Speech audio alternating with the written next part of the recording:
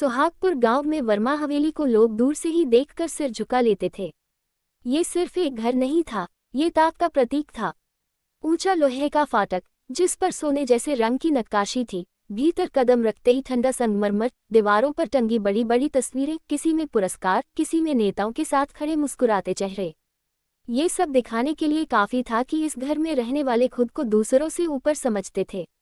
इस हवेली की रानी थी कमला वर्मा। कमला के चेहरे पर हमेशा सख्ती रहती थी। उसकी आंखों में ममता नहीं, हुकूमत झलकती थी। गांव में कोई औरत उससे नजर मिलाकर बात नहीं करती थी। लोग कहते थे, कमला जैसी सास किसी की न पड़े। कमला का मानना था कि औरत का जन्म सिर्फ सहने के लिए हुआ है और बहू तो घर की इज्जत नहीं, घर की गुलाम होती है। इसी हवेली में एक दिन आरती बहू बनकर आई। आरती का मायका हवेली से कोसों दूर था। मिट्टी का छोटा सा घर, टीन की छत और सामने खड़ा पुराना पीपल का पेड़। उसके पिता रामदीन रिक्शा चलाते थे। दिन भर की मेहनत के बाद जो कुछ मिलता उसी से घर चलता। माँ शांति देवी सिलाई करके थोड़े बहुत पैसे कमा लेती थी। आरती पढ़ी लिखी नहीं थी, लेकिन उसके संस्कार उसकी आंखों में साफ दिखते थे। शादी के दिन जब वह लाल जोड़े में मंडप में बैठी थी, उसकी पलकों में डर था, लेकिन दिल में यह उम्मीद भी थी कि शायद अब उसकी जिंदगी बदल जाएगी। उसे क्या पता था कि वह जिस घर में जा रही है वह घर नहीं, एक जेल है। शादी की रस्में पूरी हुई। आरती जब पहली बार वर्मा हवेली में कदम रख रही थी तो उसके दिल की धड़कन तेज थी। उसने धीरे से दहलीज छुई और माथे से लगा ली। कमला ये सब देख रही थी। कमला ने आरती को ऊपर से नीचे तक ऐसे देखा जैसे कोई सामान देखा जाता है। उसके होठों पर हल्की सी तिरछी मुस्कान आई। उसने मन ही मन फैसला कर लिया, ये लड़की मेरे घर में सिर उठाकर नहीं चलेगी। राघव, कमला का इकलौता बेटा, बाहर से बहुत सभ्य लगता था। साफ कपड़े, मीठी बातें, लोगों के सामने आदर्श बेटा और आदर्श पति। लेकिन ये सिर्फ मुखौटा था। भीतर वह पूरी तरह अपनी माँ के कब्जे में था। माँ जो कहती वही सही, माँ जो सोचती वही उसका सच। शादी की पहली रात आरती बहुत डरी हुई थी। उसने उम्मीद की थी कि उसका पति उससे प्यार से बात करेगा, उसे अपनाएगा। लेकिन राघव ने बस इतना कहा, माँ की बात हमेशा मानना, वरना यहाँ रहना मुश्किल हो जाएगा। यहीं से आरती की उम्मीदें टूटने लगीं। शादी के दूसरे ही दिन से आरती की असली परीक्षा शुरू हो गई। सुबह 4 बजे कमला की आवाज गूंजती, बहू, अभी तक सो रही है? यहाँ रानियां नहीं रहती। आरती घबराकर उठती, आंखें पूरी खुली भी नहीं होती और वह काम में लग जाती। पूरे घर की सफाई, झाड़ू पोंछा, बाथरूम, फिर आंगन। उसके बाद गौशाला, गाय भैंसों का गोबर साफ करना, चारा डालना। हाथ कांपते, कमर दर्द करती, लेकिन उसे रुकने की इजाजत नहीं थी। रसोई में अगर रोटी जरा मोटी हो जाती तो ताना मिलता, तेरे मायके में यही सिखाया है। अगर सब्जी में मसाला कम ज्यादा हो जाता, अक्ल नहीं है क्या? राघव खाना खाकर उठता और प्लेट वहीं छोड़ देता। कमला कहती, बहू है, काम करेगी ही। धीरे धीरे आरती को यह एहसास हो गया कि इस घर में उसकी कोई जगह नहीं है। वह सिर्फ एक नौकरानी है जिसे शादी के नाम पर खरीद लिया गया है। पहली बार मार तब पड़ी जब दाल में नमक थोड़ा ज्यादा हो गया। राघव ने बिना कुछ कहे जोर से थप्पड़ मारा। आवाज पूरे कमरे में गूंज गई। आरती संतुलन खो बैठी और जमीन पर गिर गई। उसकी आंखों से आंसू बहने लगे।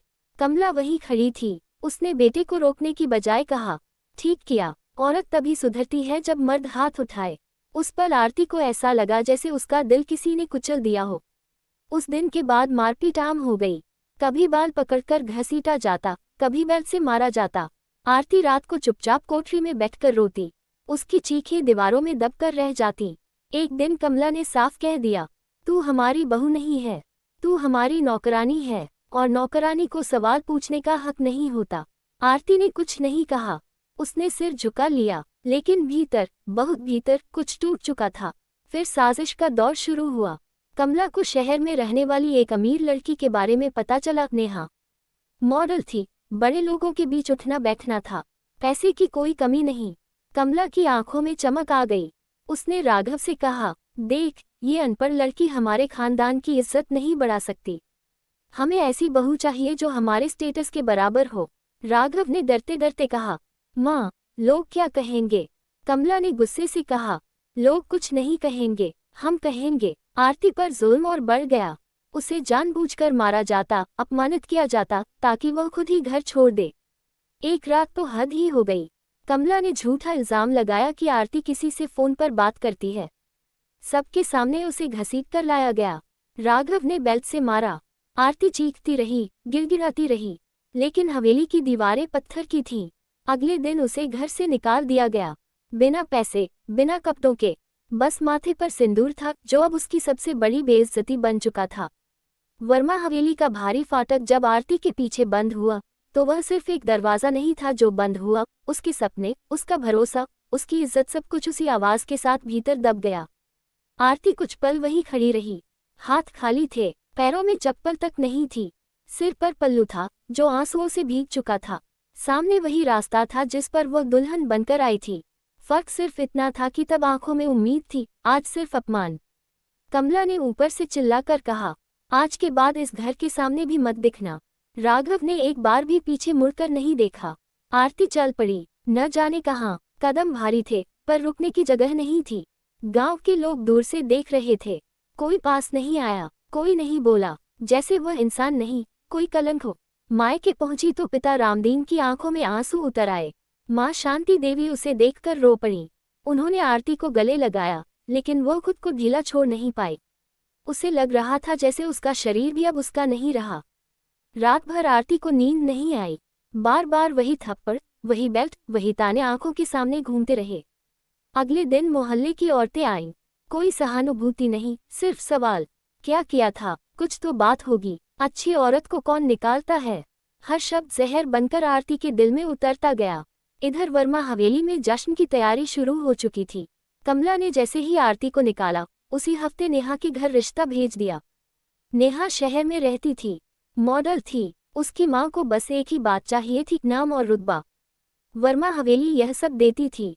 राघव की दूसरी शादी तय हो गई। कमला ने पूरे गांव में ऐलान कर दिया, हमारा बेटा धोखे का शिकार हुआ था, अब उसे सही बहू मिल रही है। वही लोग जो कल तक आरती को ताने दे रहे थे, आज वर्मा हवेली में मिठाइयां बांटने लगे। आरती को ये खबर किसी और से नहीं, अपनी छोटी बहन से मिली। बहन ने डरते डरते कहा, दीदी, उनका कार्ड आया है। आरती ने कार्ड हाथ में लिया। वही नाम, वही घर, वही पति, दूसरी औरत के साथ। उस रात आरती पहली बार खुलकर रोई। इतनी रोई कि आंखों में आंसू नहीं बचे। लेकिन उसी रात कुछ और भी हुआ। उसने आईने में खुद को देखा।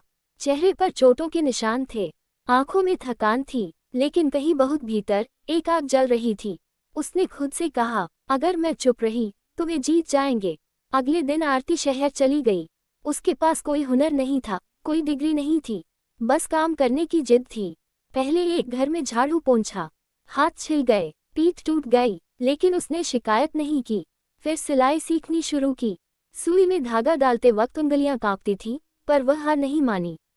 धीरे धीरे उसने अपने पैरों पर खड़ा होना शुरू किया।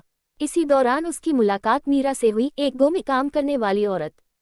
मीरा ने आरती के हाथों के जख्म देखे, उसकी आंखों में दबा दर्द देखा। मीरा ने पूछा, क्या तुम्हारे साथ हिंसा हुई है? पहली बार आरती ने अपनी कहानी किसी को सुनाई। हर थप्पड़, हर गाली, हर रात। मीरा चुपचाप सुनती रही। उसने कहा, ये तुम्हारी गलती नहीं है। ये शब्द आरती ने पहले कभी नहीं सुने थे। मीरा ने उसे कानूनी रास्ता दिखाया, पढ़ना लिखना सिखाया, उसे बताया कि औरत सिर्फ सहने के लिए नहीं बनी। उधर वर्मा हवेली में राघव की दूसरी शादी धूमधाम से हो रही थी। नेहा लाल जोड़े में नहीं, भारी डिजाइनर लहंगे में आई। कैमरे, रोशनी, बड़े लोग, सब कुछ था। कमला गर्व से सीना ताने घूम रही थी, लेकिन उसे नहीं पता था कि वह जिस बहू को जीत समझ रही है, वही उसकी सबसे बड़ी सजा बनेगी। नेहा मुस्कुराती थी, पर उसकी मुस्कान में अपनापन नहीं था। उसे घर नहीं, अधिकार चाहिए था। शादी के कुछ ही दिनों में उसने राघव को अपने बस में कर लिया। खर्चे बढ़ने लगे, माँ बेटे के बीच बातें कम होने लगीं। एक दिन नेहा ने साफ कह दिया, ये घर मेरे नाम होना चाहिए। कमला सन रह गई। वही कमला जो कभी आरती को नौकरानी कहती थी, आज खुद को पराया महसूस करने लगी। और उसी वक्त कोर्ट में एक फाइल खुली। आरती ने केस दायर कर दिया था। घरेलू हिंसा, दहेज प्रताड़ना, चरित्र हनन। नोटिस वर्मा हवेली पहुंचा। कमला के हाथ। वर्मा हवेली में जब अदालत का नोटिस पहुंचा, तो पहली बार कमला वर्मा के हाथ कांपे। वही हाथ जो कभी आरती के बाल पकड़कर खींचते थे, आज कागज के एक टुकड़े से डर गए थे। उसने कई बार नोटिस पढ़ा, फिर गुस्से में जमीन पर फेंक दिया। वो गिरी हुई औरत हमें कोर्ट में घसीटेगी। कमला चीखी। राघव का चेहरा पीला पड़ गया। बाहर से वह अब भी सख्त दिखने की कोशिश कर रहा था, लेकिन भीतर उसका आत्मविश्वास टूटने लगा था। उसे पहली बार एहसास हुआ कि जिसे उसने कमजोर समझा वही अब उसके सामने खड़ी है। नेहा ये सब चुपचाप देख रही थी। उसकी आंखों में डर नहीं था, बल्कि एक ठंडी चालाकी थी। उसे इस लड़ाई में किसी का साथ नहीं देना था, उसे बस अपना फायदा देखना था। कोर्ट की पहली तारीख आई। आरती सफेद साड़ी में सीधी खड़ी, बिना झुके अदालत में दाखिल हुई। उसका चेहरा शांत था, लेकिन आंखों में सच्चाई की चमक थी।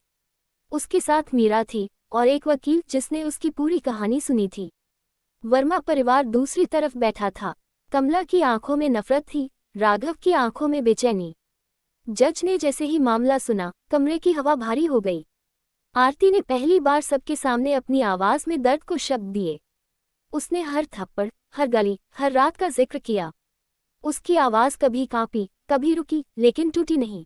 कमला बीच बीच में चिल्लाने लगी, ये झूठ बोल रही है, ये चरित्रहीन औरत है। जज ने कड़ी आवाज में कहा, शांति रखिए। डॉक्टर की रिपोर्ट सामने आई। शरीर पर पुराने जख्मों के निशान। पड़ोसियों की गवाही आई, उन्होंने चीखें सुनी थी, मारपीट देखी थी। एनजीओ ने सबूत पेश किए। राघव का झूठ धीरे धीरे बिखरने लगा। नेहा को भी गवाही के लिए बुलाया गया। सबको लगा वह कमला और राघव का साथ देगी, लेकिन नेहा ने अदालत में खड़े होकर कहा, मैंने इस घर में औरतों को इंसान नहीं, सामान की तरह देखा है। आरती के साथ जो हुआ वही मेरे साथ होने वाला था। कमला की आंखें फैल गईं। नेहा ने आगे कहा, मैं इस शादी को अब नहीं निभाना चाहती। मुझे इस घर से कोई रिश्ता नहीं रखना। वर्मा हवेली की इज्जत, जो कभी दीवारों से टंगी थी, अब कोर्ट रूम में टूट रही थी। फैसले का दिन आया। जज ने कहा कि यह सिर्फ एक औरत का मामला नहीं, बल्कि उस सोच का मामला है जो औरत को गुलाम समझती है। कमला और राघव दोषी पाए गए। सजा सुनाई गई, जुर्माना, जेल और सामाजिक बदनामी। वर्मा हवेली नीलाम कर दी गई। जिस घर में आरती को नौकरानी बनाकर रखा गया था, वही घर अब किसी और का था। आरती कोर्ट से बाहर निकली। उसके कदम भारी नहीं थे। वह सीधी खड़ी थी। बाहर पत्रकार थे, गांव वाले थे। वही लोग जिन्होंने कभी उसकी तरफ देखना भी गुनाह समझा था, आज उसके नाम के नारे लगा रहे थे। आरती ने किसी के खिलाफ जहर नहीं उगला। उसने बस इतना कहा, मैंने बदला नहीं लिया, मैंने अपना हक लिया है। गांव लौटने पर आरती का स्वागत फूलों से हुआ। उसके माता पिता की आंखों में गर्व था। उसी लड़की ने, जिसे बोझ समझा गया था, आज सबका सिर ऊंचा कर दिया था। आरती ने सिलाई का छोटा सा सेंटर खोला। कई औरतें वहां काम सीखने आने लगीं। वह हर एक से कहती, सहना मजबूरी नहीं है। कमला जेल की सलाखों के पीछे बैठी और राघव अकेलेपन में सड़ता रहा। और आरती, वह जली नहीं, वह निखर गई। जिसे घर से निकाला गया था, वही आज मिसाल बन गई। सच जीता, औरत जीती, बहू जीती।